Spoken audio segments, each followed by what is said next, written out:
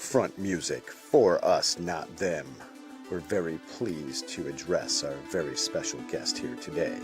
An interview by one of our greatest, Cardiac In Overdrive. You may know him as Half Nut from Guardians of the Galaxy Part 2. You may know him as the frontman from Mindless Self-Indulgence. You now may know him from the secret cinematic sounds of Jimmy Urine. Ladies and gentlemen, pleased to present Jimmy Urine. Hello. I love interviews. Oh, I'm sure you do. So one of the first questions I'm going to ask you, because, you know, reading through all the other interviews that you've been doing lately, is what are your top 3 John Carpenter movies? Oh, that is a very good question. For me, the top 3 are, number 1 is The Thing, because it's just a perfect movie all the way through. Number 2 is Escape from New York. There's just so much cool shit about that. The whole idea of turning, like that. I mean, I grew up in Manhattan in the 70s and 80s, so the idea that, I mean, now you can't even imagine it, but it was so bad that they were, you know, like the idea of thinking of turning it into its own prison and letting everybody just run rampant was not that far-fetched. Right. And I just loved the Kurt Russell, so like this weird sort of John Wayne, futuristic John Wayne character in there. Real nasty with Snake Plissken. So the second one. And my third one, which is not a lot of people's favorites, I mean, it's got a different cult following, I think, than those movies, is Big Trouble in Little China, which is just, it's so charming. I love that movie. And it's so, there's so many great Asian actors in it and stuff. And it's really one of the first movies where they're really blending Asian action with American. And you're not getting like the crazy Jackie Chan stuff yet because it's the early 80s, but still, they're very, very present. There's a lot of great, amazing actors in there, and there's some great lines and stuff. So those are my top 3. My runner-up would have to be Dark Star, which is the first one that he did with Dan O'Bannon. I just love the idea of those guys in space just sort of being funny and in their little space capsule with the bomb talking and all that stuff. That's actually really funny, because I actually tried to figure out which 3 were going to be your favorites, and I went with Escape from New York, Halloween, and They Live, so I got at least one right. Oh, you got one right. Yeah. I like They Live, but it's actually kind of a boring movie when you're like, there's really good parts. I mean, obviously they pulled all that Obey stuff from it. I mean, that became Shepard Fairey's whole thing. But and there's a lot of cool stuff, and I do like, out of all, I'm not a big wrestling fan, but out of wrestlers, I like Roddy Piper. I like those kind of 80s over the top guys. It's kind of fun, but it's not as a together movie, I think. And Halloween, everybody loves Halloween, but you know, one of the first best slasher films. But at the end of the day, it's just a slasher film. Right. So that's my reviews on those. I could review them all if you want. I'll talk about Call Station 13 if you know. and it's actually really funny, because my favorites are Big Trouble in Little China, They Live, and actually The Thing. The Thing is like number 1 for me. So yeah, The Thing it's just a good movie. It's like, it still holds up. I mean, I watch it every Halloween. I have 2 or 3 movies that I watch every Halloween, which is the Thing, Return of the Living Dead, and the Gate. My wife loves The Gate, and so we watch that almost every Halloween. And those 3 movies still hold up, and especially The Thing. It's just so, even the effects hold up, which is a lot of effects, you know, fall by the wayside. People are like, but it's still, because it's such an amorphous being. It's such a weird. And they did such a good job on it. It's a big puddle of, like, liquid person that it's still fucking good. It's still, actually, it really creeps me out, like the parts where it's like part thing and part dog really just still freak me out to no end. Oh, it's creepy. Yeah. Good stuff. That's cool. Dark Star actually is really interesting, because I saw that, it came out in 1974, I think, so I was only like 4 years old. And I remember seeing it and the movie, because I was too young to really understand that it was comedy. So for me, like, for years I had nightmares about the beach ball creature, not realizing what it was. And it wasn't until years later when I actually saw it and went, oh, wait, this is a comedy? Funny. Yeah. And so it was a surprise to me to find out that it was actually not like this terrifying horror movie with a beach ball creature. It scared me. So that's pretty, awesome. Yeah. I did read that Heavy Metal was like the first movie soundtrack that you remember really picking up. No, it's the first movie soundtrack that introduced me to modern, like, regular music. Like, the first soundtrack the first record I ever bought with my money was the soundtrack to Star Wars. It's a super popular movie. You're buying all this stuff, comic books, action figures. So I bought the record, and I loved it, and I loved the theme, and obviously John Wayne's themes are amazing, and they still, like, you can just point to someone and say, hum Raiders Lost Ark, and somebody knows it off the top of their head, which I think is a crazy testament considering nowadays, can you hum is there a theme to The Dark Knight? I love Hans Zimmer and all that shit, but it's all just epic drums and, tones. Mm-hmm. Whereas back then, it was all themes, And so Star Wars was the first soundtrack I ever bought, and then I just bought soundtracks. I bought John Carpenter soundtracks, Tangerine Dream soundtracks, anything that if I liked the movie or I liked the synthesizers or I liked the theme, I would just go out and buy that. I didn't buy rock and roll records or anything like that. And then some of the soundtracks I started to buy, especially heavy metal was a big one, would have songs in them. Like in heavy metal, I loved the animated movie Heavy Metal, and the whole soundtrack is like just a big, quick rock and roll from 1980 kind of thing, pre-new wave, big band, so it's not punk rock yet. And so I was introducing to stuff like Cheap Trick and Black Sabbath and Devo, and I was like, what are these? Right. And the same thing with later in life, Return of the Living Dead soundtrack introduced me to real punk rock like the Cramps and the Damned and TSOL. And so that was kind of my introductions to regular music. I would buy a soundtrack. I would be like, oh, what's this song? Oh, it's Ministry? What's Ministry? And I'd go, and then I'd research it. So that soundtrack got me into regular music, but I listened to soundtracks until I was like 12 or 13 without buying like a regular rock record or something, Do you think soundtracks have changed over time? I think they do. What I was just mentioning before, I think the number one thing that they've lost is a sense of theme and melody. I mean, the theme. I mean, Star Wars is a very easy example because everybody knows it. It's a very popular movie. But regardless, I mean, the Jaws theme is simple as fuck, but you remember the hell out of it. You know what I mean?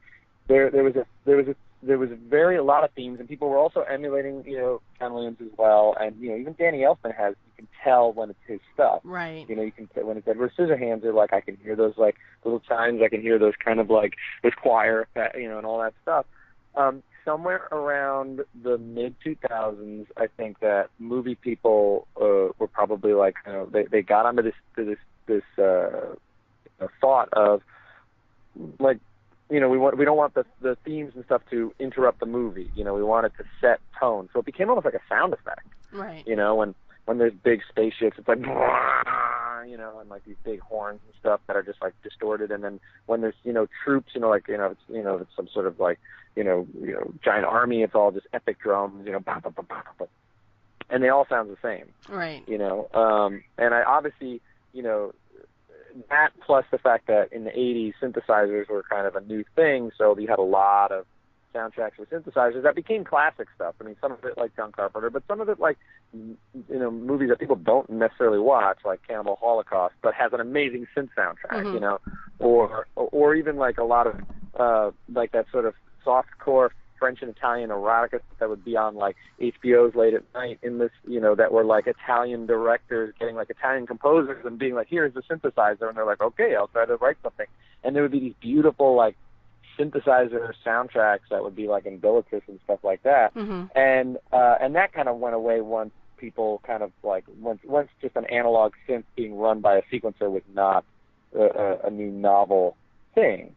But it was so much of it from the 80s and the 70s that now it's kind of coming back in sort of a cool retro thing, where people are like, oh, that's cool. And a lot of people who, I mean, what's his name, Cliff Martinez, who does Drive and stuff like that, he really nails that kind of synth stuff. And it does sound like a really good, it sounds real old school. I mean, even Neon Demon, I got to say, like, it wasn't the greatest movie, but some of those shots, I mean, that director has really great vision, really great eyes, so the shots are beautiful. And with Chris Martinez's soundtrack, it really harkens back to those old, Vangelis feeling and like, Jimmy Urine feeling records. So it's still around, and it's kind of making a retro niche kind of comeback, almost in the same way as like, Mondo putting out a poster or something like that. People are like, oh, this cool old soundtrack for The Fog is being reissued on a 3 vinyl pressing with clear blue vinyl or something, and that's awesome. I think it's really cool because people like you and me are like, oh, we're fans of that type of thing, so we're gonna go buy it. Yeah, definitely. Because Record Store Day did a reissue of Blade Runner soundtrack by Vangelis, and I was like, okay, I have to have that. Yeah. Definitely. Damn, I missed that one. Yeah, it's a really nice I go picture look on disc. eBay. It's a really nice picture disc and everything. I was really, really happy to pick it up. But Yeah. so like at least for me, like over the last I think 10 years or so, like movie music has gotten very generic and very very similar, very in a lot of ways very I mean the thing that I always notice is I go to a movie and the music would really, really stand out to me, and lately it just seems like it hasn't been. But is there anything lately that you have heard that you thought really stood out to you? I definitely say most of the Cliff Martinez stuff. I really like Neon Demon. I really like Drive, obviously. I'm trying to think. I know there was something else. No, I can't remember what it is. But those come to mind because I just saw Neon Demon a couple of days ago on demand, and it was and that one stuck out because every time they would have these long shots, there wasn't really much of plot going on, but and not in the movie review, but like there was a lot of scenes that would be long shots that were really beautifully orchestrated, that were super slow motion, and it was almost like a music video more for Cliff Martinez than it was for the movie. But that stood out to me a little bit, especially on the synthesizer tip. It Follows had another great synth soundtrack. It's I forget the guy's name, but he had done a video game called Fez, and then he got the It Follows gig, and it really stood out because it feels like an old synth soundtrack, but he's got a little bit of a layer of chiptune to it, so it really is pretty cool. And that's a good movie. I really, really dug that movie. Those were the last kind of times and that's off the top of my head. I'm sure I'm missing somebody, and I apologize. But the last time that I heard something where I was like, wait a minute, like I was like, oh, I'm going to watch this movie on demand, I've heard about it, and then I was like, whoa, and I'm immediately on IMDb like, who the hell is this composer? Like, what is this? And then I'm doing research, like, where did this guy come from? I'm like, oh, he's this guy. I'm like, oh, cool, I played that game. I love that game. And I love that. You're right. It is very generic, and it's nice once in a while when you hear. Yeah, something really sticks out at you. Yeah. So you've been doing both movie music and game music. Is there a difference in the way that that you do that you approach the creative process behind that? Not terribly. I think honestly the thing that sticks out to me the most is the looping effect. You kind of in video games you kind of want something that's going to loop into itself very nicely, and in movies you're looking for really. You're just looking for the from A to B. It's not going to loop back into itself. And I found that to be the first time I did a video game soundtrack.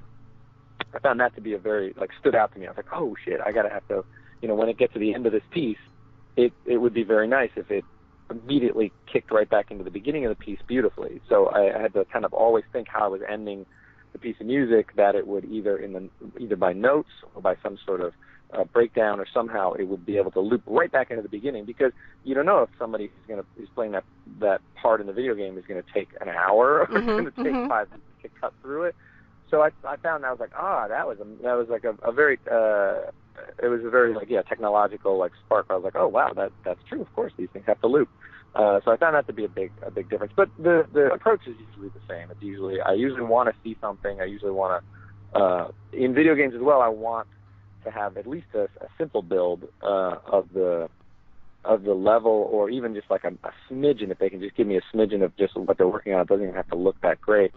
Just so I can kind of get the feel for the pacing and stuff like that. Because with movies, you immediately they're giving you the scene, or even if the scene has a green screen or isn't done, you're gonna get the pacing of the scene. Right. Like, oh, these soldiers are coming over a hill. Okay, blah blah blah.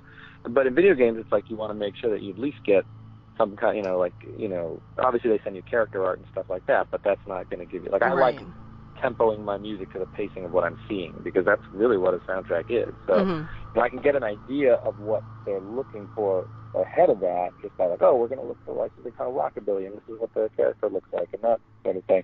But I don't really like to start really coming up with the writing process until I have something with a little bit of movement in it, so I can kind of pace to that. And so how do you find the difference between creating music for movies and video games versus just doing regular music for MSI? It has parameters. MSI does not have any parameters. Like, not only is it a rock band that we control, but it's like we were so underground and punk rock and didn't really ever care whether we got a song on the radio or offended anybody or anything. So we have zero rules. Mm-hmm. Like, we don't have to be like, if we say a terrible curse words every other second, you know, we don't care, because we have a very loyal fan base and a very underground cult sort of status.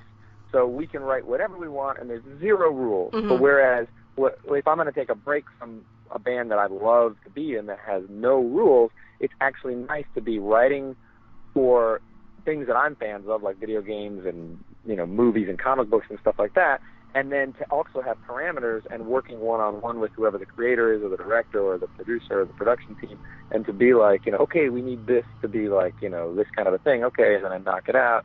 And then they're like, oh, it needs to be darker, or it needs to be lighter, or it needs to be shorter, or it needs to be faster. You know, okay, cool. And then I go back in and I adjust, and that's fun, because I never do that really in mindless. And my mindless thing is going wacky. I'm like, cool, let's keep going down that road. I don't care. It's whatever I think sounds good, you know. And so it's cool to see, you know, to have those sort of rules and parameters set up after doing 20 years of just doing whatever the fuck I want. Yeah, I was gonna say there's a little bit of irony in that. Yeah, it's kind of fun, but it is fun, and it's wonderful working with certain people, and you know, and it's interesting, and it's an interesting experiment, but I really enjoy it. It gives me a nice warm fuzzy feeling inside, like a cup of tea. But it's a challenge too, right? Yeah, it is. It's a challenge and it's fun. I think the most challenging one that I've had so far was working with Jonah Vasquez on a cartoon that him and Jenny Goldberg did for Disney called Very Important House, that I'm not sure where it is right now in production, if it's in limbo or what have you, but we did a whole pilot, and that was like 20 cues, and they were all over the place. So it'd be like a chiptune thing, and then it'd be like something that sounded like a monster movie, and then it'd be like something that's kind of jokey, and then, you know, it'd be like, you know, something that sounds like a jazz band from the 20s. And so that was, I loved working on that. And you know, Jonan was really very hands-on with the music. He's very hands-on with I think, with all the music that he works with, from what I know. But for us, it was super hands-on. He would always have tons of notes, like, I need this to be a little shorter, I need that to be, oh, you're so close, you know, that kind of stuff. And so then, you know, it was, but these cues were like all over the map. It was very challenging to be able to really approach something, to go from chiptune one day and then the next day be like, okay, how do I make a hot jazz band from the 20s come to life, you know? So, but I mean, it sounds like there's a lot more, not necessarily, you know, direct collaboration, but a lot more instant feedback with working with people like that. Is that a good thing for you? Oh, yeah, definitely, because I think, you know, you're working with somebody who has a project. They're very involved. A director is involved with their movie, or a creator is very involved with his project, whether that's a video game or a comic book or what have you. So I think they have a very big sense of what they are looking for, and they want to have you, you know, help them get to that point, you know. And so they have, so they have a very specific stuff going on. So yeah, it's definitely very like they're the ones in charge. So what games have you played that have really influenced you musically then? What have I what? What games have you played that have influenced you, your music? Oh, I would say the first out of the gate would have to be the Mega Man series from back in the Nintendo era. Like, those were crazy good, like with melody. Like, there was a lot of chiptune sounding stuff. Previous to that, obviously Mario Brothers, everybody, you know, knows those themes by heart. But there was something about the Mega Man stuff that really amped it up, and it was very melodic. And I remember leaving the game every time being like, remembering all the themes and remembering all the synth stuff. And then I think that I found, again, in the same way that synthesizer music in horror movies was very, because of the technology at the time, and then left us with this great legacy of amazing sounds and themes. The same thing with sort of chiptune and early video games, I think. You know, now if you have a video game that has a real soundtrack, like you know, Hans Zimmer sounding soundtrack.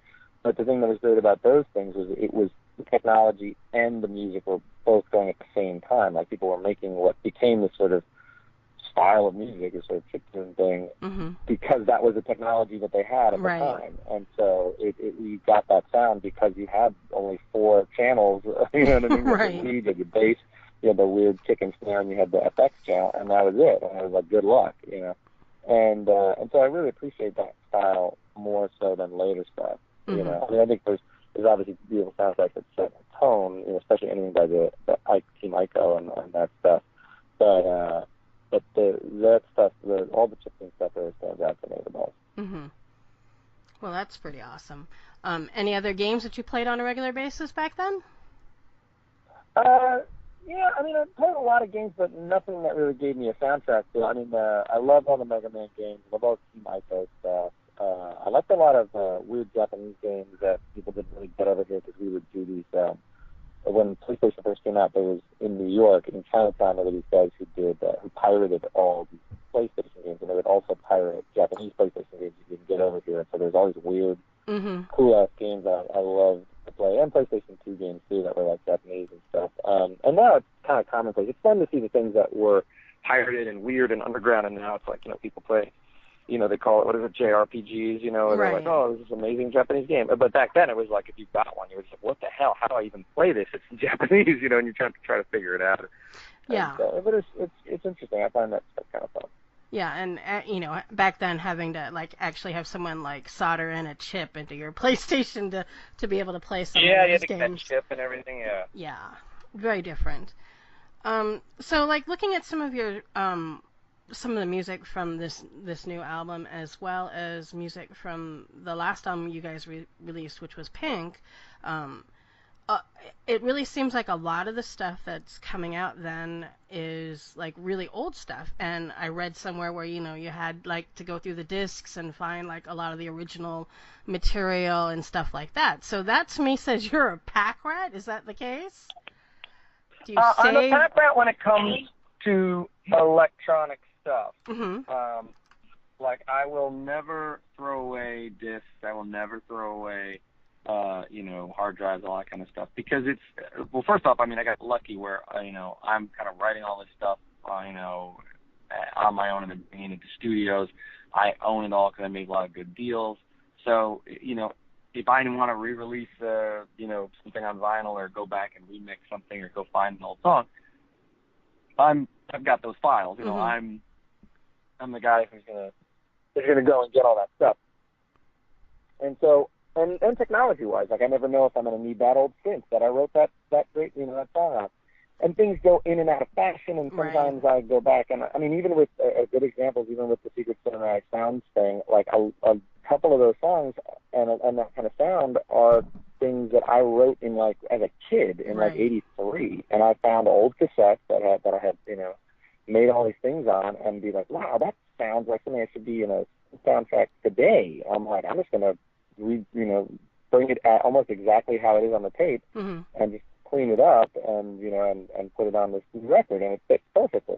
But you never know what you're going to find. And the same thing with Pink. Like, I wouldn't have been able to do Pink if there was like some 24-track reel sitting in a studio somewhere that I didn't own or didn't have. So I love that type of stuff. Anyway, I love collecting synths and collecting comics and stuff like that. I'm not a pack, you know, like a hoarder where I have like magazines that I don't need. You know what I mean? And old diapers or anything like that. Like, those people need to, you know, clean up their house. But there's nothing wrong with if you've grown up with or you have old tapes of these stuff, because you never know. There might be some melody you wrote when you were 12, and you're like, oh my God, that smells like Teen Spirit for the next generation. I'd better, you know, I'm going to reuse that, you know. And I've done that a lot on a lot of records. I found old melodies and old things, and I'm just like, oh, and just like put it into a newer song, and I'm like, oh, that works perfect. And then, you know, I hold on to that thing for 20 years, and now it's paying my rent. So it's worth it. Yeah, definitely. But it's just kind of funny, you know, in a lot of ways, because I knew a professor once. I used to work at a university, and I knew a professor once who had he had 10 Betamax machines, and it's kind of like, why do you have 10 of them? And he's like, well, all my data is on Betamax tapes. And we're kind of like, but why 10? So cool. And he's kind of like, well, if one breaks, I need to be able to repair it. And it's kind of like, okay, that makes sense. But at the same time, you have 10 Betamax machines taking up room in your lab. Yeah. I totally agree with him, because I wrote almost 90%, even some stuff on this record, of stuff using an Atari computer from 1987. Right. which was this, like back in the 80s, like Amiga was big in America, and Atari was the same type of computer, and it was big in England. But Atari was the #1 music computer in like 1987. It had like Cubase was invented on it. It had these Creator, Notator, all these great programs. And so Mac was nothing, you know, and nobody fucking wrote on a PC really. And so I had those from 87, and they were always working. I knew how to work them really well, and they really helped me get like the mindless sound, and they really were amazing computers. And so once I got a big record contract and did like the first couple of mindless records, I ran to eBay and bought like fucking 20 of those computers. Because I'm like, if this thing breaks down, I don't know if people are gonna have them in the future. What? So you know, and luckily they're really brick shit houses. They never break down. But I've got like 2 or 3 versions of them still in storage. Yeah, that's how it works out, I think, for stuff like that. Just planning ahead. Yeah. So you've been dabbling a little bit in movies, the new Guardians of the Galaxy, and a few other things before that. How is that working out? I mean, are you enjoying being in front of the camera as much as you enjoy being up on stage? You mean as the thespian? Yes. Well, the funny thing, the great thing about it is, first off, I'm a huge fan of character actors and of people who are typecast. It's like, that guy's always the monster, or that guy's always the bad guy. Because I'm like, that's the greatest job in the world. You wake up and basically play the same guy, you know, and all that kind of stuff. But I think it's great because a lot of stuff I got cast for based on my stage presence, and then the things that I do on stage, like I'm on stage like crazy act or insane or all over the place or jumping all over the place or, you know, maniacs, and it's a great live show, and it's always been a thing that people have enjoyed that I do, and so I think a lot of people have cast me based on that, like, oh, you know, I love your live show, so you're going to be this insane villain, or you're going to be this goofy over the top guy, or, you know what I mean, or you're going to be this crazy henchman. And I really like that because it's so easy. I can just do it. I'm not an actor. I'm not great at, you know, memorization, but I do love doing character acting. I do love doing over-the-top stuff. I love, you know, the sort of Charlie Chaplin school of acting where people are like, all right, I want you to run in and, like, you know, jump in. And I love doing, like, stuntman style work where people are like, okay, fall down. I'm like, cool. You know, because I used to make videos when I was a kid with my friends and stuff like that, and so I love that kind of stuff. I'm going to jump into a bush, you know, and so to be able to do it on a big screen is fantastic. I love, you know, having to do any kind of stuff like to fall down or do, you know, over the top stuff, you know, and I think that so far it's worked out great. I think my wife is a much better actress than I am, and she's been able to do stuff like, you know, more comedy-driven stuff, and she's much funnier, you know, I think, than me. You know, I'm very great at improv and stuff like that, and I think she should do more of that stuff. For me, if it comes across my desk and it's something that I think is cool, you know what I mean? Like, I want you to be the villain in this horror movie, and I'm like, oh, cool, you know, I'd totally do that. You know, that's fine. I like the projects. You know, I'm not going to go hit the bricks and, like, you know what I mean, like audition for a million things and try to break through. If I get stuff, then that's great. But I really enjoy making music, and I really enjoy being able to do both things at once. I mean, it's crazy, you know, to be in a major movie, or even independent movies, or like cool cult movies, like that kind of stuff is fun. That's all I watch is crazy cult movies with me and my friends. Well, I mean, that's good though that you have the opportunity to do that. Any thoughts about? Oh my God, yeah. Any thoughts about being behind the camera? I've thought about it a little bit. I mean, I like to make little video things for promotion, and I've done that since I was a kid, so I like doing it. But again, that's like sort of, I'm a very tinkery kind of guy. I like, you know, I've done stuff so that I don't have to rely on other people. You know, I'm always, I don't know where I learned that, but I definitely got that off of something. Probably one day when I was a kid and everybody was like, hey, let's do this project, and nobody showed up because we're all kids. You know what I mean? I was probably like, all right, fuck it, I'm just going to do it. So that's why synthesizers, I really got into them, because you could program them. You don't have to wait for somebody to show up. You don't have to do band practice. You could just do synthesizer, you know, and same thing with, you know, video. You know, I used to do it with me and my best friend back in the day, and that was fun. But it was really just the two of us. We didn't have a whole crew. We didn't, you know what I mean? And comic books, you know, you can just sit there, you can draw it, or if you're a writer, you can write it. You don't need other people to really be there to come up with the greatest, you know, idea in the world. So I always found that sort of independent thing really, I loved doing that. So I never thought about, and then going to be on a set, a major set, or even a minor set, and to see what you have to do with all these cogs in a wheel. Like, you're not the only. Like, if I was to do something, it would be like when Alex Winter does something, or somebody like that, where they do everything all by themselves. You know what I mean? Right. Like that kind of shit. But then, like, do I really want to spend my whole year making a movie and editing the movie and making the music and all that kind of stuff? Right. And what would I make? Like, that's a whole, you have to have a real passion for that to be that way. But, like, I don't, seeing, like, Gunn direct, like, a huge crew of people, or seeing, other people that I've worked with, even a small group of people, it's like, I'm like, Jesus, it's more like you're running an army when you're on set, you know what I mean? Like, right. You can write something all by yourself, but then when you're there, you literally, you have to run this army. I need this, I need that guy, where's this guy? And all those guys have to be on point, Mm-hmm. And that's daunting. Like, looking at that, I was like, I don't want to do that. Like, not something you're interested in. No, and these guys know how to do that, and that's to me, that's the skill. Like, that's an amazing skill. You can have a great eye, but if but you need to have a great eye. You need to be a great storyteller, and you really need to know how to control this army in a humane, beautiful way. You know what I mean? Like, and to see people do that is really inspiring, because you can. I mean, I can totally understand why some old director from back in the 60s would yell at fucking people, or like some, like, oh, you fucking piece of shit, get off my set, But to see somebody do all that stuff and be, get the job done and not be a fucking crazy asshole man, that's inspiring as hell, man. Yeah. So no directing in the future for you if you can help it. No, if I can help it. For me personally, I love writing music, soundtracks and band stuff, mm-hmm. and acting. I like acting. I think mm-hmm. acting's fun, and I've gotten my chance to do it. Voice acting is hilarious fun. That one's the best. Mm-hmm. I can do that till the cows come home. So, what is in the future, immediate future? Any plans? Anything going on?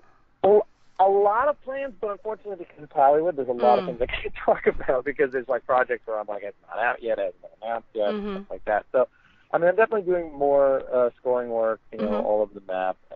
And that's the nice thing too, is like a lot of my scoring work is varied. Like, it can be anything from like, the Marvel, the official Marvel podcast theme song to, a piece in Guardians of the Galaxy, to a cartoon by Jonah Vasquez, to, a video game, to a VH1 commercial, you know what I mean? Like, and I like that, because, some of the projects are things I'm super fans on, and some of the projects are just, like, to me, challenging, whether it's a bank commercial or something. I'm like, oh, that's challenging. I need so, and there's definitely stuff in the future, composing-wise, there's definitely stuff in the future, regular music-wise, and then Guardians just came out, so number one movie, so I'm assuming I might get some more acting gigs out of that. Which would be nice, right? That would be nice. That would be cool. But until then, it's just fun to go to the movie theater and eat popcorn and watch myself. Is that something you've done? Is that something you can do? I mean, I know a lot of people who are not professional actors have a hard time seeing themselves up on screen. It's something I can do, so I'm taking advantage of it. I'm taking full advantage of it. I've already seen the damn movie like 2 times, and I'm going to go 3 or 4 times. It's like Star Wars. You go again and again. Yeah, definitely. Then that's cool. I haven't had a chance to see it. I was going to go see it last weekend, but then I got really sick, so I was just like, okay. Oh, fuck. So yeah, it'll be out forever. Yeah. No, I'm probably going to go tonight or tomorrow. What are you currently listening to in terms of music? I was actually listening, most of the stuff I was listening to is combo.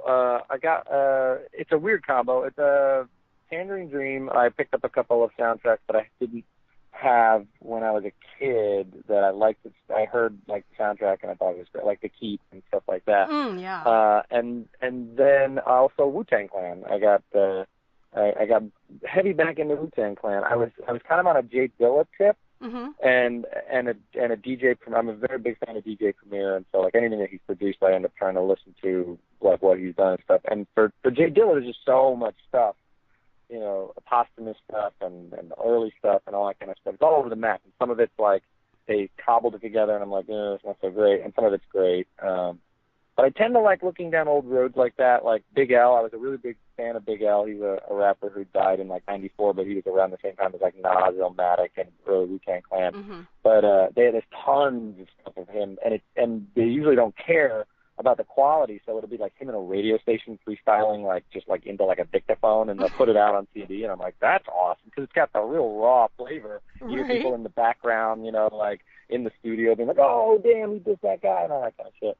So I love listening. I'm a big fan of old school rap. So you know anything from like pre the 2000s, and I'm pretty much on top of it. But yeah, that for some reason back into Wu-Tang Clan. I listened to a lot of Wu-Tang Clan when I was working on Guardians, just because my character. I feel my character listened to a lot of Old Dirty Bastards.